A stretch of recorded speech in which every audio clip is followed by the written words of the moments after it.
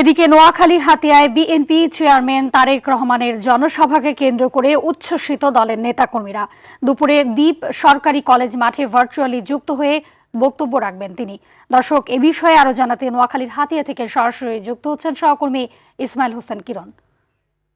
কিরণ, জানাবেন যে তারেক রহমানের সমাবেশ ঘিরে কি ধরনের পরিস্থিতি দেখছেন?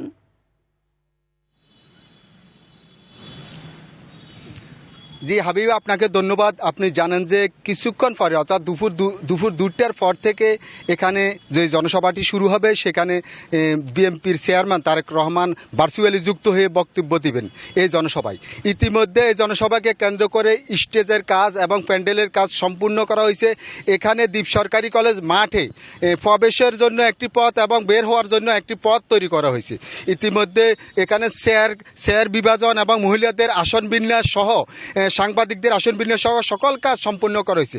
আপনারা জানেন যে তিনি যেহেতু ভার্চুয়ালি এখানে যুক্ত হয়ে বক্তব্য দেবেন, ইতিমধ্যে এই মাঠে 3টি LED মনিটর তৈরি করা হয়েছে যেন সবাই সবার জায়গা থেকে তারেক রহমানের এই বক্তব্য শুনতে পারেন এবং তাকে দেখতে পারেন।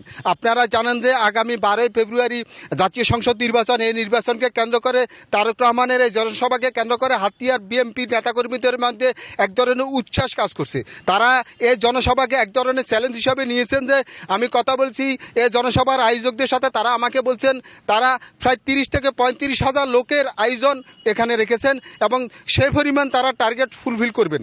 আপনারা জানেন যে তারেক রহমানের এই জনসভাকে কেন্দ্র করে গত কয়েকদিন হাতিয়ার বিভিন্ন প্রত্যন্ত অঞ্চলে নেতাকর্মীদের মধ্যে এক ধরনের উচ্ছ্বাস কাজ করছে। আপনারা জানেন যে হাতিয়া একটি বিচ্ছিন্ন দ্বীপ, এখানে হর্নি ইউনিয়ন এবং চানন্দ ইউনিয়ন এবং নিজুম দ্বীপ থেকে নদী পার হয়ে এই জনসভায় আসতে হয়।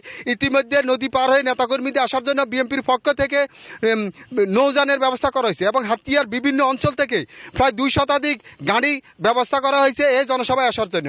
এ ছিল হাতিয়া থেকে আমার কাছে তারেক রহমানের জনসভার সর্বশেষ। হাবিবা। জি, ধন্যবাদ আপনাকে।